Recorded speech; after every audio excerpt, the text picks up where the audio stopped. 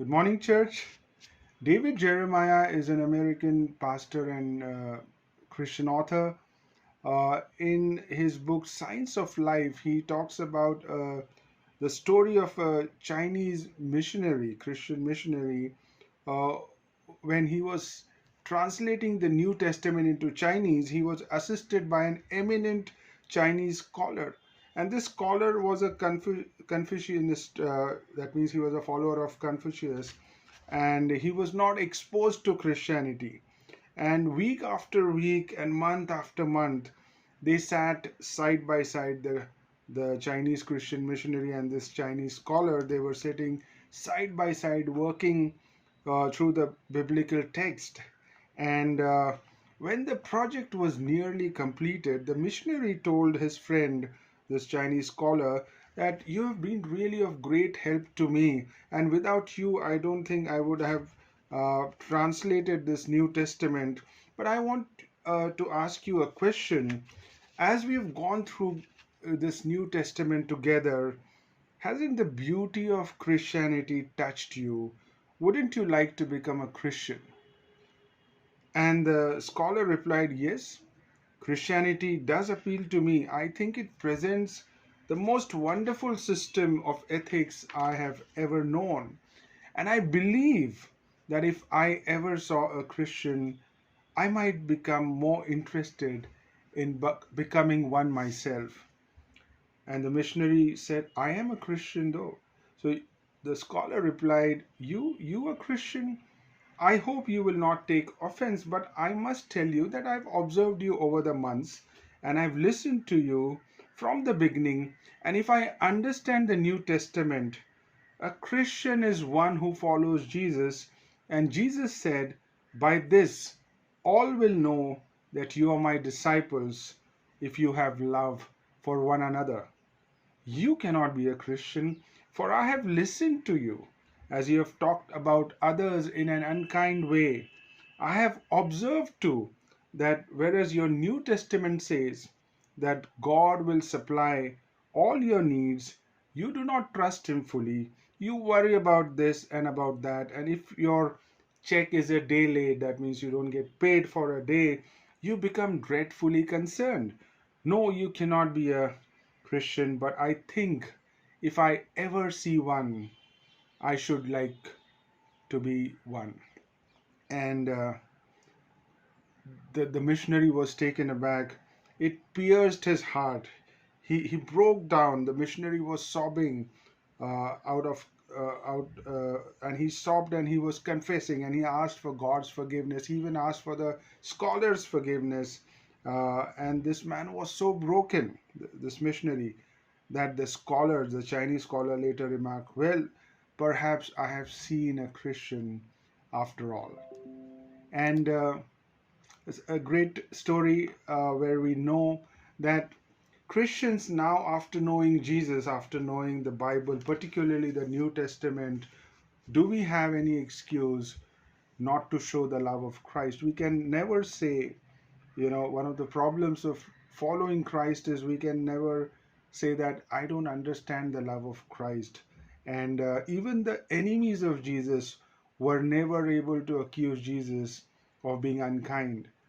So it's highly unlikely that we have not experienced the love of Christ if we are followers of Christ. In fact, John 13:34-35, in which this scholar was quoting, it is from this verse from John chapter 13, verse 34 and 35. A new commandment I give to you, Jesus says, that you love one another. Just as I have loved you, you also are to love one another. But by this, all people will know that you are my disciples if you have love for one another. So, as Christians, are we known by the clothes we wear, or the way we talk, or the food we eat, or the leader or the party ideology we vote for, or are we known for love? The basic identity of any Christian, any follower of Christ, is only one, and that is love. But how often we wear a mask of compassion and actually our heart is looking the other way, just like the the Jewish priest in the Good Samaritan story, where he was looking the other way when he saw a man in need on the road. In today's superficial world, it is quite easy to wear a mask of compassion and have our insincerity unnoticed. First John chapter 3 verses 16 to 18, Apostle John talks a lot about love, and he says the same thing. By this we know love, that he laid down, he means Jesus laid down his life for us, and we ought to lay down our lives for the brothers. But if anyone has the world's goods and sees his brother in need, yet closes his heart against him, how does God's love abide in him? Little children, let us not love in word or talk, but in deed and in truth. So we're not loving just by lip service, it is in deed and in truth. When we see people around us, do we see a sea of people around us? Do we see a sea of needs of each other? Every person is having needs, so there is abundant needs around us.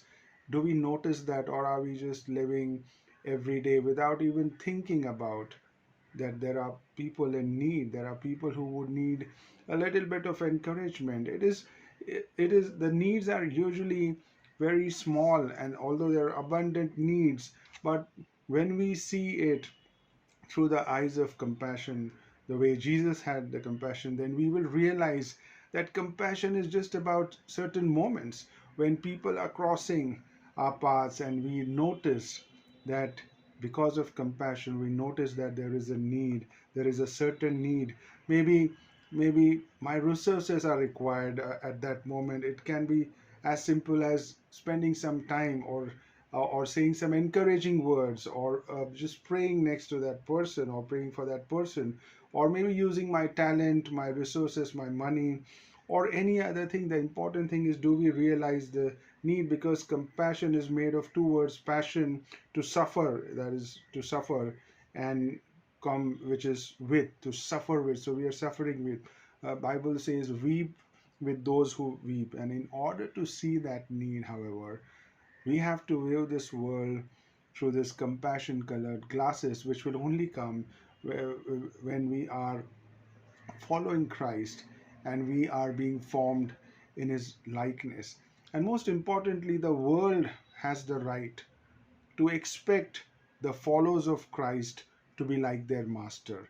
So it is not that the secular world cannot understand the love of Christ. If we are showing it, they will see that difference.